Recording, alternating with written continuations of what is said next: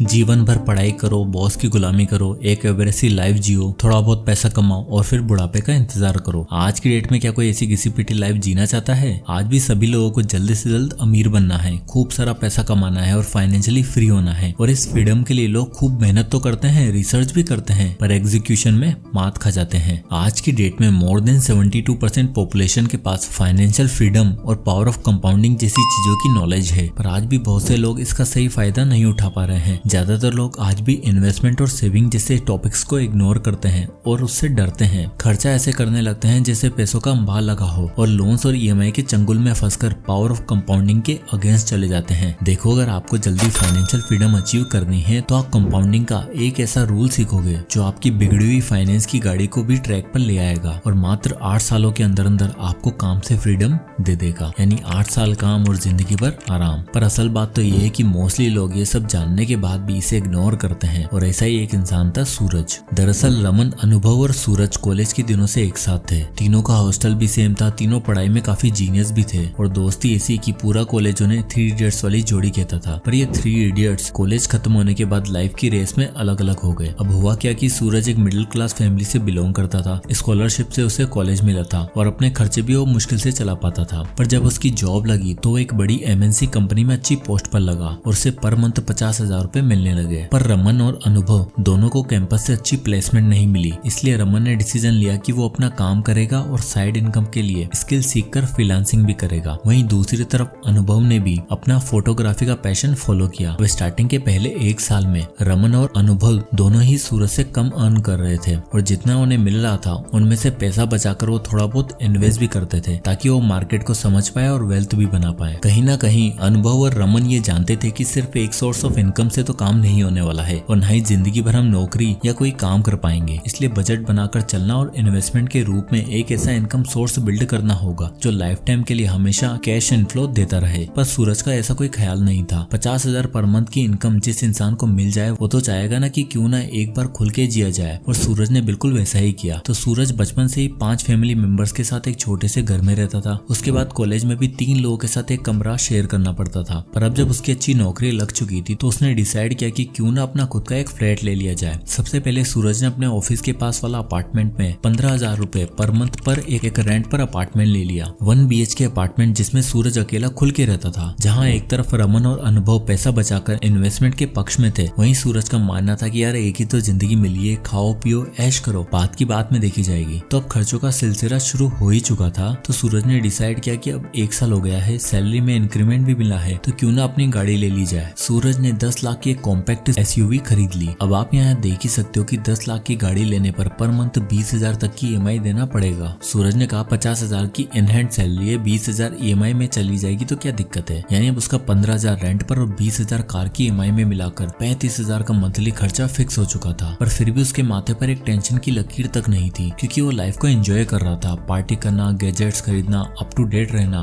उसकी फितरत बन चुकी थी। धीरे धीरे समय बीता और 5 साल गुजर जाते हैं। इसी बीच सूरज की सैलरी 80-90 हजार के आसपास हो चुकी थी और वो उतना ही खर्चीला बन जाता है। इसी बीच में रमन और अनुभव की भी याद आती है, तो दोनों को कॉल करता है और एक फेमस कॉफी शॉप पर बुलाता है। 5 साल बाद फिर से तीनों 3 इडियट्स मिलते हैं। पुरानी कॉलेज की बातें, लाइफ की बातें हुई और इसी बीच सूरज ने पूछ लिया कि भाई तुम दोनों की फाइनेंशियल लाइफ कैसी चल रही है, सैलरी वगैरह सब सही है ना, घर गाड़ी ली या फिर नहीं। इस पर रमन ने बताया कि भाई सब बढ़िया चल रहा है, मैं आजकल फ्रीलांसिंग और एक ऑनलाइन बिजनेस कर रहा हूँ जिससे मुझे महीने का आराम से 70,000 रुपए मिल जाता है। और बात रही घर और गाड़ी की, तो भाई घर तो पहले से ही था और गाड़ी का यार मुझे कोई ऐसा शौक नहीं है। नॉर्मली गाड़ी रखी है जिसमें सबको कंफर्ट मिल जाए। बाकी थोड़ा बहुत पैसा बचाकर हर महीने इन्वेस्ट भी कर लेता हूँ और साथ साथ में रिटायरमेंट प्लानिंग भी चल रही है। इन्वेस्ट? सूरज उससे पूछता है भाई तुम इन्वेस्ट भी कर लेते हो, कितना इन्वेस्ट करते हो और कोई फायदा हुआ इन्वेस्टमेंट करने से? भाई मैंने तो एक बार क्रिप्टो कॉइन में इन्वेस्ट किया था, मेरा सारा पैसा डूब गया। तब से ये स्टॉक मार्केट, क्रिप्टो वगैरह पर मेरा विश्वास ही नहीं है, इसलिए अपना सारा पैसा खर्च कर देता हूँ और उससे खुशियां खरीदता हूँ। इसी बीच सूरज अनुभव को टोकते हुए कहता है कि तुम्हारे क्या हाल है भाई, फोटो वगैरह सही चल रहा है? इस पर अनुभव हंसते हुए जवाब देता है, हाँ भाई बढ़िया चल रहा है। स्टार्टिंग का पहला साल काफी स्ट्रगल करना पड़ा, पर अब एक स्पोर्ट्स कंपनी में स्टेबल जॉब लग गई है, महीने का 80,000 तक आ जाता है। और अब मेरी इंस्टा प्रोफाइल पर भी इतने फॉलोवर हो गए हैं कि कॉर्पोरेट इवेंट्स की गिग भी कर लेता हूँ। 25-30 हजार रुपए एक्स्ट्रा तो वहां से आ जाते हैं। इतना सुन के पहले तो सूरज को हजम नहीं हुआ, फिर बाद में उसने अनुभव से भी सेम सवाल पूछा कि भाई पैसा रुपया तो कमा लिया, पर घर गाड़ी अच्छी लाइफ लाइफस्टाइल है कि नहीं। इस पर अनुभव ने बताया कि भाई धीरे धीरे सब होगा, और तो और अगले 8-10 सालों में मैं रिटायरमेंट भी लेने वाला हूँ। इस पर सूरज ने पूछा भाई इतना पैसा कहाँ से आ रहा है, और रिटायरमेंट के बाद तो सैलरी भी नहीं मिलेगी, मजाक कर रहा है क्या। सूरज की इस बात पर अनुभव उसे बताता है कि भाई मैं स्टार्टिंग से इन्वेस्ट कर रहा हूँ और मैंने कंपाउंडिंग का 8-4-3 रूल सीखा है जो मुझे अर्ली रिटायरमेंट लेने में मदद करेगा। अभी सुनकर सूरज को थोड़ा शौक लगा। वो कहता है भाई तुम लोग कमाल हो यार, तुम्हारी जब इनकम 25-30 हजार थी ना, तुम तब भी पैसा बचा लेते थे और अब भी बचा लेते हो। मेरी तो 50,000 रुपए की जब जॉब थी तब भी कुछ नहीं बचता था, और आज 90,000 हो गई है तब भी कुछ नहीं बचता। मेरे ख्याल से तो ये सेविंग वगैरह तुम तभी कर सकते हो जब तुम अपना सारे जरूरी खर्चे पर ब्रेक लगा दो और सिर्फ खाना खाओ और सेव करो। इस पर रमन ने उसे समझाया कि भाई ऐसा नहीं है, दरअसल मैं अपनी सेविंग के लिए शुरू से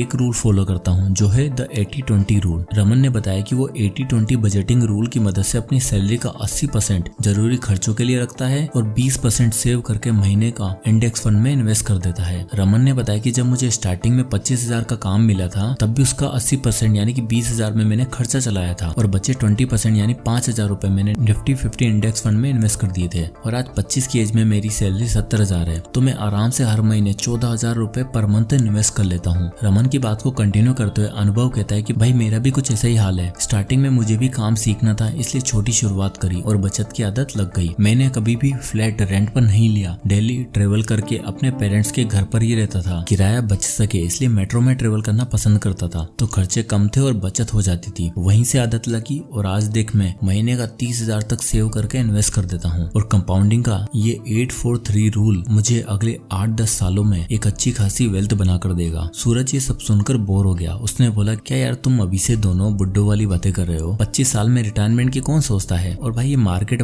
बहुत रिस्की काम है, कोई पैसा नहीं बनेगा, उल्टा गवा दोगे। आराम से नौकरी चाकरी करो और मेरी तरफ लाइफ एंजॉय करो यार। इस पर अनुभव को बहुत बुरा लगा और उसने बोला कि यार जो तू अभी इतना बोल रहा है ना, एक काम करते हैं कुछ सालों बाद मिलते हैं, फिर देखते हैं क्या होता है। सूरज बिल पे करता है और तीनों दोस्त बाहर निकल जाते हैं और फिर सब अपनी अपनी लाइफ में सेटल हो जाते हैं। और देखते देखते 8 साल निकल जाते हैं, सबकी शादी हो जाती है और सूरज अब ले लेता है एक नया घर, 60 लाख का एक 2 BHK अपार्टमेंट। और ये अपार्टमेंट वो और उसकी वाइफ मिलकर EMI पर लेते हैं। और अब आप देख ही सकते हो कि 50 लाख के लोन पर लगभग 45,000 पर मंथ की EMI पे करनी पड़ेगी। अब सूरज और उसकी वाइफ दोनों पैसा कमाते थे, तो उन्होंने डिसाइड किया कि ये घर ले लिया जाए। पर जिस हिसाब से सूरज के खर्चे थे, उसके और उसकी वाइफ का 1.5 लाख की इनकम होने के बावजूद उसके पास कुछ नहीं बचता था। अब सूरज की हाउस वार्मिंग पार्टी पर रमन और अनुभव दोनों आते हैं। फिर से एक बार इनकम डिस्कस होती है, तो इस बार रमन बताता है कि भाई इन 8 सालों में मैंने 14,000 रुपए मंथली इन्वेस्ट किया है और आज मेरे पास 12% रिटर्न के हिसाब से 22 लाख की वेल्थ बन चुकी है। वहीं अनुभव ने बताया कि भाई इन 8 सालों में मैंने 30,000 पर मंथ इन्वेस्ट किया और हर साल 10% का स्टेप अप भी किया, और आज 8 साल बाद मेरे पास 12% के हिसाब से लगभग 63 लाख रुपए की वेल्थ बन चुकी है। ये सब सुनकर सूरज हैरान रह गया। उसने सोचा कि यार हर महीने मैं 45,000 रुपए फिक्स्ड खर्चा करता हूँ और मेरे पास फिर भी रिटायरमेंट के नाम पर एक फूटी कोड़ी नहीं है। वहीं ये दोनों 14 और 30,000 का इन्वेस्टमेंट में 23 और 60 लाख के मालिक हैं। अब जाकर उसे एहसास हुआ कि वो कितनी बड़ी गलती कर रहा था, और इसलिए वो अनुभव से पूछता है कि भाई जरा वो बताइए वो 8-4-3 रूल के बारे में क्या था। इस पर अनुभव बोलता है कि भाई 4 साल और रुक जा, तुझे अपने आप पता चल जाएगा कि पावर ऑफ कंपाउंडिंग क्या होती है। सूरज ने कहा भाई मुझसे बहुत बड़ी गलती हो गई, मैंने लाइफ को कभी सीरियसली नहीं लिया। अब अगले 20 साल तक मेरे सर पर ये कर्जा तांडव करेगा और मुझे 60 की उम्र तक काम नहीं करना। उल्टा आजकल जॉब सिक्योरिटी का भी कोई भरोसा नहीं है। हमारे ऑफिस में 23 साल से काम कर रहे वर्मा जी को अप्रेजल के time we no longer need your services बोलकर निकाल दिया। बता यार ये तो हाल है हमारे नौकरी की दुनिया का। इसलिए मुझे अब लग रहा है कि मुझे भी तुम दोनों की तरह इन्वेस्टिंग करनी चाहिए थी और रिटायरमेंट प्लानिंग के लिए कुछ फंड्स बनाकर रखने चाहिए थे। ये सब सुनकर अनुभव सूरज को अपना पोर्टफोलियो दिखाता है और उसे एक कैलकुलेशन की मदद से समझाता है। तो ये 8-4-3 रूल कहता है अगर तुम्हें जल्दी रिटायर होना है तो तुम्हें सबसे पहले अपना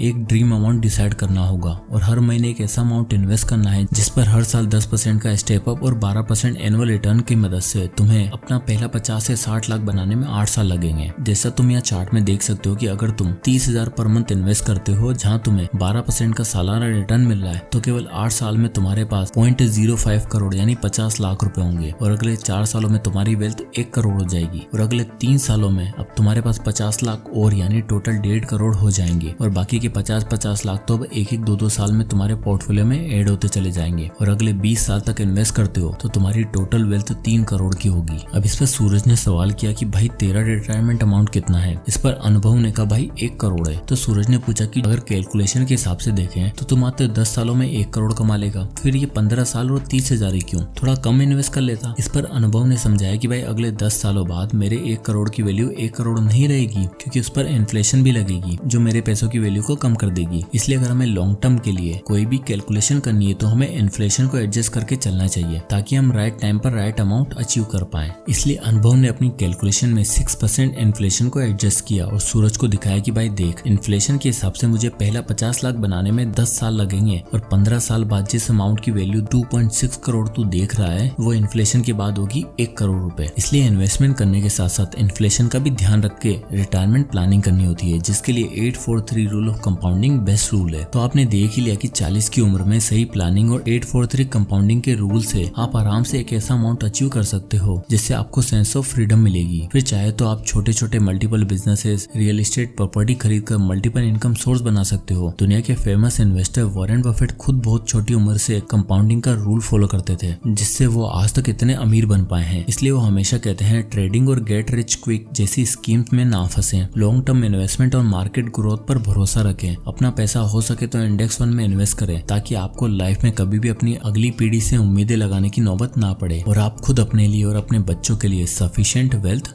बना पाओ। जय हिंद।